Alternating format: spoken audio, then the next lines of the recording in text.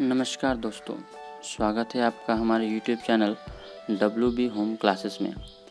आज के इस वीडियो में हम क्लास 10th के इंग्लिश सब्जेक्ट के first chapter father's help story की यूनिट 1 को पढ़ने जा रहे हैं, जिसके राइटर हैं या जिसके नरेटर हैं RK Narayan.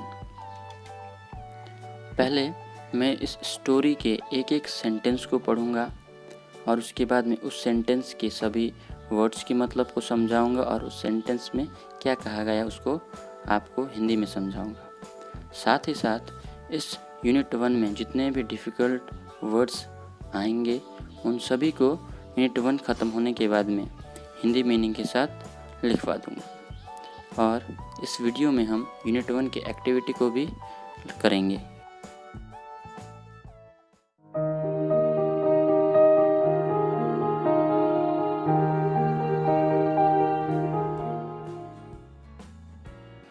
RK Narayan, 1906 and 2001, is one of the leading figures of early Indian literature in English.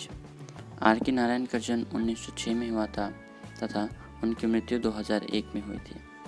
वे अंग्रेजी के शुरुआती भारतीय साहित्यकारों में से काफ़ी प्रमुख थे।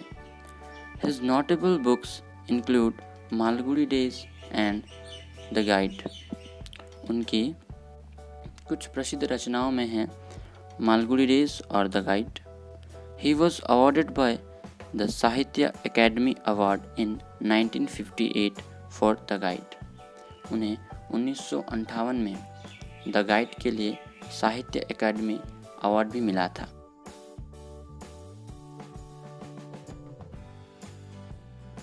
The story an excerpt from Malgudi Days is about a young boy called Swaminathan who is unwilling to go to school but is forced by his father to attend school.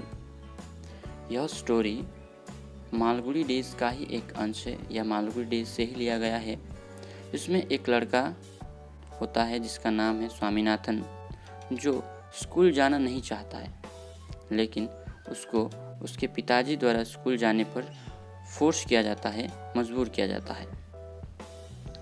The story explores how through the events that follow Swami's original reservation about his teacher Samuel get transferred considerably. कहानी में यह बताया गया है कि किस तरह कुछ घटनाओं के घटने से स्वामी का और स्वामी के टीचर के बीच गलतफहमी पैदा हो जाती है।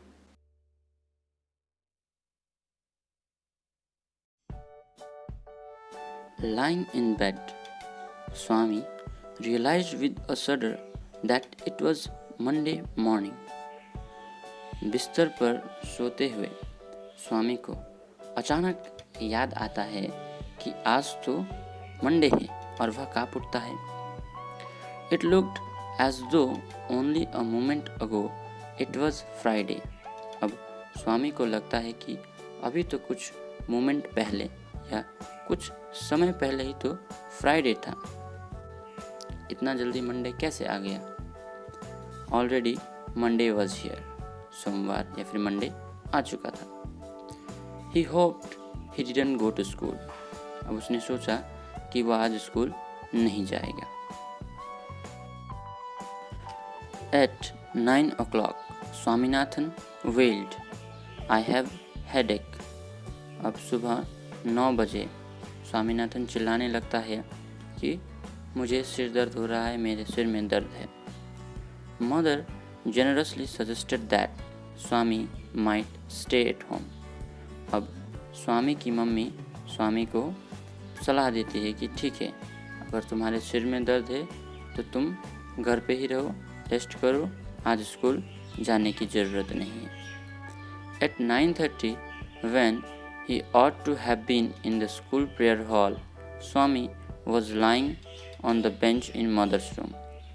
अब 9:30 बजे जब उसको अपने स्कूल के प्रेयर हॉल में होना चाहिए था, वो अपनी मम्मी के रूम के बेंच के ऊपर सोया हुआ था। Father asked him, "Have you no school today?" अब स्वामी के पिताजी आकर स्वामी से पूछते हैं कि क्या आज तुम्हारा स्कूल नहीं है? हेडेक, स्वामी रिप्लाइड। स्वामी जवाब देता है कि मेरे सिर में दर्द हो रहा है। Nonsense, dress up and go. अब स्वामी के पिताजी उससे कहते हैं कि बेवकूफ़ों की तरह बातें मत करो, जल्दी से तैयार होकर स्कूल जाओ। हेडेक, स्वामी फिर से कहता है कि मेरे सिर में दर्द है। Loaf about less on Sundays and you will be without a headache on Mondays. हर रविवार को आलसियों की तरह सोते रहते हो, खेलते रहते हो और तुम्हारा एक भी मंडे बिना सिर दर्द के शुरू नहीं होता। Swami knew how strict his father could be. अब स्वामी जानता है कि उसके पिताजी कितने स्ट्रिक्ट हैं। So he changed his tactics. I can't go so late to the class.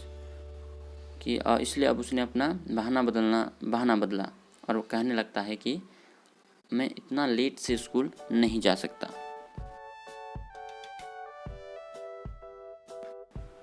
You will have to. It's your own fault. अब स्वामी के पिताजी स्वामी से कहते कि नहीं, तुम्हें जाना होगा, ये तुम्हारी अपनी गलती है। What will the teacher think if I go so late?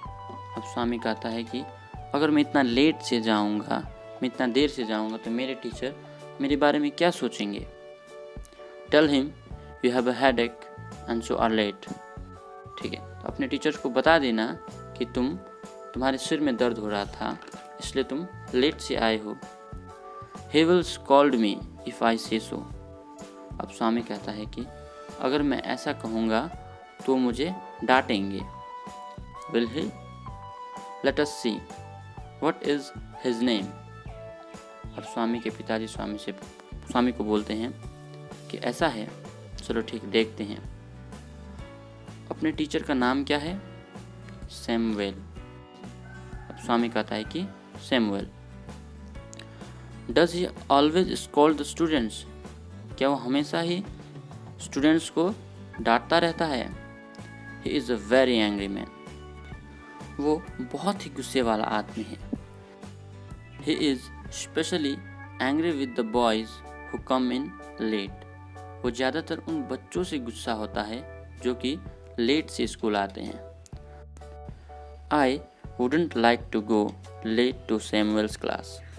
और मुझे कभी भी सैमुएल के क्लास में लेट से जाना पसंद नहीं है। If he is so angry why not tell your headmaster about it. अब स्वामी के पिताजी स्वामी से कहते हैं कि अगर वो इतना ही गुस्से वाला है तो अपने हेडमास्टर से उसके बारे में कंप्लेन क्यों नहीं करते हो? They say that even the headmaster is afraid of him. सभी लोग ऐसा ही कहते हैं कि खुद हेडमास्टर भी सैमुएल से डरते हैं। तो दोस्तों, फादर्स हेल्प स्टोरी का यूनिट 1 ख़त्म हो गया है। आशा करता हूँ आप सबको स्टोरी समझ में आ गया होगा। अब हम इस यूनिट 1 के डिफ़िकल्ट वर्ड्स को देखेंगे और उसके मतलब को समझेंगे।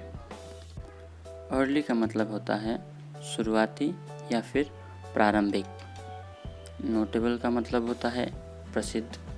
एक्सेप्ट का मतलब होता है अंश, जैसे कि यह father's help story Malgudi Days का ही एक अंश है या फिर उसी का एक हिस्सा है। अनविलिंग का मतलब होता है अनिच्छा या मन नहीं करना, जैसे कि मुझको आज स्कूल जाने का मन नहीं किया तो मैं वहाँ पे अनविलिंग वर्ड यूज़ कर सकता हूँ। उसके बाद एक्सप्लोर्स। एक्सप्लोर्स का मतलब होता है बताना। रिजर्वेशन का मतलब होता है आरक्षण। ट्रांसफर्ड का मतलब होता है रूपांतरित होना या फिर बदलना। कंसिडरेबली का मतलब होता है काफ़ी तेज़ी से। लाइंग का मतलब होता है लेटना। रियलाइज्ड का मतलब होता है एहसास होना। सडर का मतलब होता है कांपना। अ मोमेंट अगो का मतलब होता है कुछ क्षण पहले या कुछ समय पहले। ऑलरेडी का मतलब होता है पहले से ही। होप का मतलब होता है उम्मीद करना या आशा करना। वेल्ड का मतलब होता है चिल्लाना दर्द में चिल्लाना। हेडेक का मतलब होता है सरदर्द होना। जेनरसली का मतलब होता है प्यार से या फिर उदार भाव से। सजेस्टेड का मतलब होता है सलाह देना, आस्क्ड का मतलब होता है पूछना, लोफ का मतलब होता है आलसी, नॉनसेंस का मतलब होता है बेवकूफ़, बुद्धू या फिर मूर्ख, स्ट्रिक्ट का मतलब होता है कठोर या सख्त, जैसे कि स्वामीनाथन के पिताजी उसके प्रति कितने स्ट्रिक्ट थे या कितने कठोर थे। टैक्टिक्स का मतलब होता है रणनीति या फिर स्वामी ने जो बहाना बनाया था हेडेक का, उसको टैक्टिक्स या फिर बहाना बोल सकते हैं हम लोग। लेट का मतलब होता है देर से, स्कॉल्ड का मतलब होता है डांटना, स्पेशली का मतलब होता है विशेषकर, अफेड का मतलब होता है डरना। तो इस तरह से हम लोग का यूनिट 1 का डिफ़िकल्ट वर्ड्स भी ख़त्म हो चुका है। अब हम यूनिट 1 के एक्टिविटीज़ को करेंगे। Number 1, choose the correct alternative to complete the following sentences. Number A, with a shudder Swami realized that it was answer Monday. When Swami ought to have been in the school prayer hall, he was lying on the answer bench. According to Swami, Samuel is especially angry with the boys who are answer late. Number 2, fill the chart with the information from the text. Number A, time. When Swami complained of a headache, and the answer is at 9 o'clock.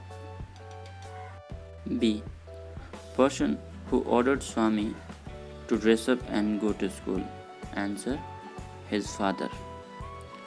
C, name of the teacher mentioned by Swami. Answer, Samuel. State whether the following statements are true or false. Provide sentences, phrases, words in support for your answer. Number A, Swami said that he had a headache. Answer, true. Supporting statement, I have a headache. B, Swami was lying in his father's room. Answer, false. Supporting statement, Swami was lying on the bench of his mother's room. C, according to Swami, the headmaster is not afraid of Samuel. Answer, false. Supporting statement, even they say headmaster is also afraid of him. तो इस तरह हम लोगों का fathers help story का unit 1 उसके difficult words और activities complete हो गई हैं। अगर आप सबको इस वीडियो में कुछ समझ में नहीं आया होगा तो ज़रूर कमेंट करें। अगर आपको वीडियो अच्छा लगा तो लाइक, कमेंट और शेयर कर दीजिएगा। Thank you.